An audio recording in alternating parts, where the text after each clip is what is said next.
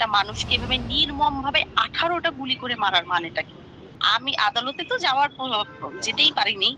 আমি যখন সাংবাদিকদের সামনে এই ধরনের কোয়েশ্চেন করছি, পরের দিন খিলগাঁও থানা থেকে আ বা বা বলা হইছে যে জনি নাকি হচ্ছে পুলিশদের উপরে হামলা করছে। তখন পুলিশরা বাঁচার জন্য এই ধরনের কাজ করছে। তো এটা তো একটা সাজানো কথা। হ্যাঁ, আমার একজনের নামই মনে আছে। ও তখন হয়তোবা এসআই ছিল, মনিরুজ্জামান নাম ছিল। আর আমি যতটুকু আমি তো এগুলো নিয়ে অনেক ঘাটাঘাটি করছি। এখন বন্ধ করে দিছি আসলে। এখন বন্ধ করে দিছি এ কারণে এখন আসলে দেশে থাকাই টাফ। বেঁচে থাকাই টাফ। টাইমে যতগুলো যতগুলো আম আ ই হইছে তার ভিতরে কৃষ্ণপদ রায় ছিল। জি, তারপরে ওসি রবিউল ছিল। সে তো মারাই গেছে জি, হলি আর্টিসানের ইতে।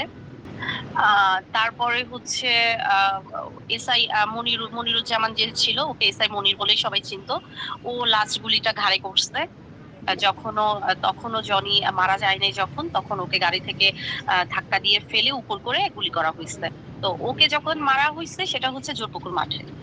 তো রাত্রে ওইটা 12টার পরে ওকে মারা হইছে। জি, তো তখন তো ওই যে আশেপাশে ২-১ জন যারা দোকানদার, তারপর এলাকার রাস্তাঘাটে ঘুরে যারা, তারা তো আশপাশ থেকে ২-১ জন দেখছে না? জি।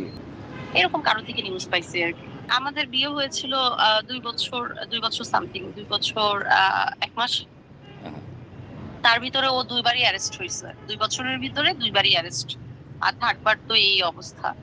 সব পরিবারই তো চায় আসলে আমার মেয়ে ভালো থাকুক, সেট হোক, জি, সেটেল হোক। জি, ওরকম তো হয়। কিন্তু আসলে আমাদের সমাজ তো ভালো না। এক কথা হচ্ছে এটা। জি, আর ২ হচ্ছে ব মানে আমার বাসা থেকে যে ওরকম প্রেশার ওরকম কোনো কিছু না। জি। যেহেতু আমি স্বাবলম্বী, প্রেশার দেওয়ার তো ওরকম কোনো কিছু নাই। মানে আমি এটা শেষ আসলে দেখতে চাচ্ছিলাম। আচ্ছা, আচ্ছা। স্বাভাবিক না? আমার জায়গায় আপনি হলে আপনিও এটা চাইতেন না? তো এইটা হয়তোবা তাদের চোখে এটা বেশি হয়ে গেছে। তবে ওনারা পারতো, ওনারা অ্যারেস্ট করতে পারতো। শুধু তো জনি একা না যাদের গুম করছে, হত্যা করছে, এটা কোনো সমাধান ছিল না। টিকে বুঝতে পেরেছি। থাকার জন্য এটা সমাধান ছিল না। সর্বসাকুল্যে এটা কেন করছে তারা? টিকে থাকার জন্যই তো। মানে সারা দুনিয়া, সারা দেশ এসপার ওসপার হয়ে যাক, আমি আমার আসনে বসে থাকবো। আমার আসন আমি কোনোভাবে ছাড়বো না। ব্যাপারটা তো এখন এরকম হয়ে গেছে। জনির অ্যাক্সিডেন্টের পরে হয়েছে তো জনির অ্যাক্সিডেন্ট হলো হচ্ছে জানুয়ারির ১৯ তারিখে আর ও হলো মার্চের ১৩ তারিখে। ও আচ্ছা, তো ২-৩ দিন ধরে ওর এক কাজিনের বাসায় ছিল। আচ্ছা, আচ্ছা। তো ওর কাজিনের বাসায় ছিল তো তার ভিতরে অনেক অ্যারেস্ট হচ্ছিল না? তো জি, খিলগাঁও থানার অনেকে অ্যারেস্ট হইছে। তারপর ওর ছোট ভাইও অ্যারেস্ট হইছিল। এমনিতে ওর ছোট ভাই তাবলিগ থেকে এসে জি, এলাকার দোকানে বসেছিল। জি, পুলিশ এমনি এসে তুলে নিয়ে গেছে। তো তারপরে হচ্ছে আম ১৯ তারিখ দিনের বেলা জি, ও হচ্ছে নাজিমুদ্দিন মানে জেল গেট যায়। যে জি, হীরার সাথেও দেখা করে আসবো, আরো বাকি সবার সাথে দেখা টেকা করে আসবো। জি, খিলগাঁও থানার তো অনেকেই তখন অ্যারেস্ট। তা জি, আমি মানা করলাম যে না যাওয়া দরকার নেই। আমার পরের দিন ডাক্তারের কাছে যাওয়ারও কথা ছিল। আমি যেহেতু প্রেগন্যান্ট তখন। জি। বলল যে বেশি সময় লাগবে না, সমস্যা নাই। আমি ওদেরকে দেখে টেকেই চলে আসবো। আচ্ছা, তুমি আচ্ছা। শাওয়ার-টাওয়ার নাও, রেডি হও। তো তারপরে আমি ওরকম ১টা-১:৩০টার দিকে ওকে কল দিলাম।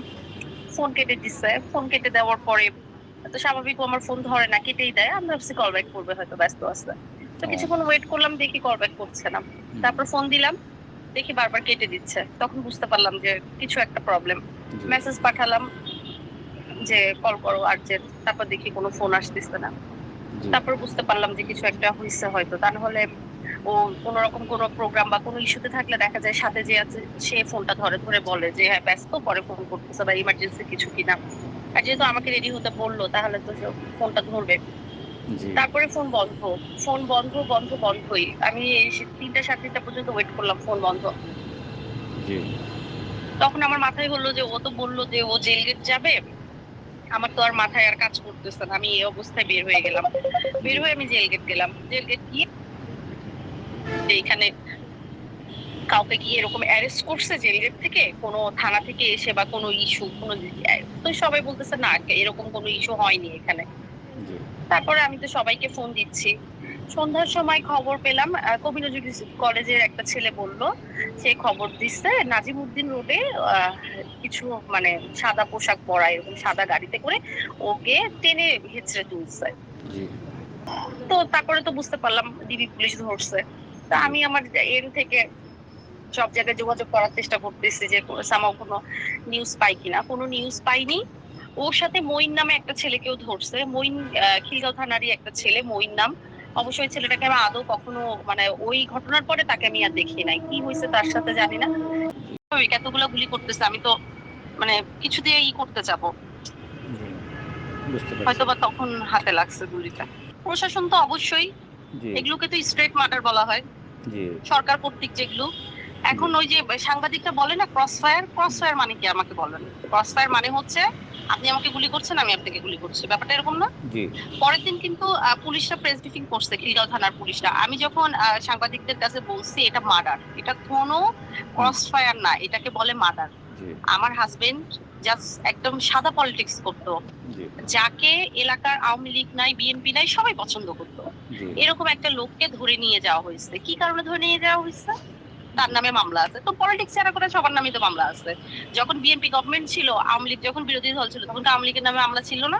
জি, আমি কোনো মামলা করব কি? আমি তো মেডিকেলেরই কোনো কাগজপত্র স্টিল নাও পাইনি, মামলা করবে কি? আমি অফিসে যাই, অফিস থেকে আমাকে রাস্তায় গাড়ি থামিয়ে আমাকে থ্রেট দেওয়া হয়। আমি কেন মানবাধিকারের কথা বলছি, আমি কেন ভয়েস অফ আমেরিকাতে কথা বলছি, আমি কেন এত কথা বলতেছি, আমি বিবিসি নিউজে কেন কথা বললাম, এত কথা আমার সাথে কেন, আমি এত কথা কেন বলতেছি? আমি তো চিনি না এই হুমকি কারা দিচ্ছে। রাস্তায় আমার গাড়ি দাঁড়া করে দেওয়া হয়েছে। এগুলো আসলে হয়েছে কি, এখন তো ওই যে পুলিশের কোটি পরে সবাই আইন শৃঙ্খলা বাহিনী হয়ে গেছে। জি, ধরেন আপনি একটা পুলিশের জ্যাকেট পরলেন, পরলে আপনাকেও মনে হবে আপনি ডিবির লোক বা আপনি পুলিশের লোক। এখন আমি কতটুকু জানবো আপনি ডিবির লোক পুলিশের লোক? আমরা রাইট, বিভিন্ন মিছিল মিটিং এ এই যে যতগুলো ভাঙচুর দেখতেছি সবগুলো থেকে প্রশাসনের লোকই শুধু থাকতেছে? সব জি, তো প্রশাসনের লোক থাকতেছে না, আওয়ামী লীগের লোকজন কোটি পরে নামতেছে। আচ্ছা, আচ্ছা, আমার সবচেয়ে মেইন কোশ্চেন হচ্ছে কি কারণে মারা হলো আমাকে বলেন। ও কি কোনো মার্ডার কেসের আসামি ছিল? ও কি কোনো রেপ কেসের আসামি ছিল? ও কি কিসের আসামি ছিল? ও কোনো ইয়াবা ডিলার ছিল? ও কোনো কোনো রাষ্ট্রীয় যে অন্যায় এরকম টাইপের কোনো কিছুতে কি ও জড়িত ছিল? কিসে জড়িত ছিল ও? ও সামান্য খিলগাঁও থানার একটা ছাত্র দলের সেক্রেটারি ছিল। জি, একটা খিলগাঁও থানার ছাত্র দলের সেক্রেটারি, তার পাওয়ার কতটুকু থাকতে পারে? সে বড় যে একটা মিছিল মিটিং করছে সর্বোচ্চ। তো আচ্ছা, তারপরে মইনের ভাইয়ের সাথে আমি যোগাযোগ করলাম, আপনার ভাইকেও যেহেতু ধরছে তাহলে একটু দেখেন কিভাবে কি কি করা যায়। আর বড় বড় যারা নেতারা আছে সবার সাথে কথা বললাম।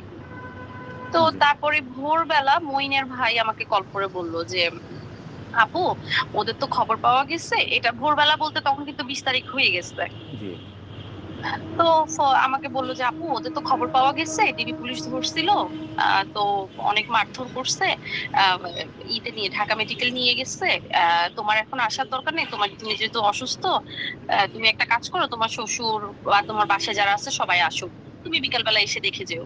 জি, তা আমি বললাম যে কেন, আমি আমি আসলে প্রবলেম কি? বললো যে না, তোমার এই শরীরে আছে। আমি বলছি 1 লাখ টাকা করতে দিবে না তো লোকে। তারপর আমি বললাম যে আমার হাজবেন্ড আমার সাথে দেখা করতে দিবে না, আমি দেখতেছি। জি, আমি দেখতেছি বলে তারপর আমি বের হলাম।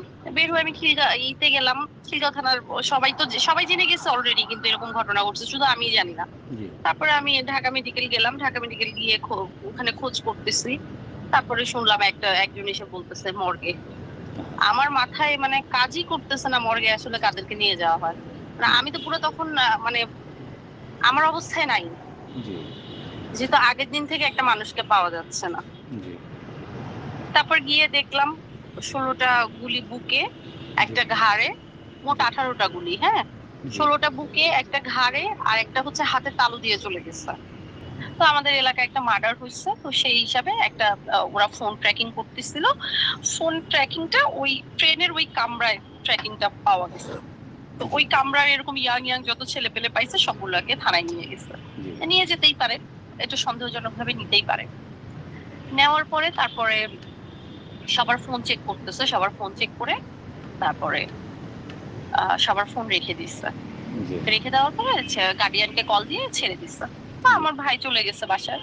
জি, তো আমাকে কল দিল, আমি তখন অফিসে ছিলাম। আমাকে কল দিয়ে বলতেছে যে এরকম, আমাকে তো থানায় আমার চাচাকে কল দিয়ে বলছে আপনার ভাতিজাকে একটু থানায় নিয়ে আসেন, একটু কথাবার্তা বল। জি, সবাই তো ভাবছে নর্মাল, এটা তো হতেই পারে, এরকম জিজ্ঞেস করতে পারে না পুলিশ। জি, নিয়ে গেছে, নিয়ে যাওয়ার পরে আমার ভাইকে ফার্স্ট কোশ্চেন, আমার ভাইয়ের কিন্তু ফোন ওদের কাছে, ফার্স্ট কোশ্চেন হচ্ছে জনি তোমার কি হয়?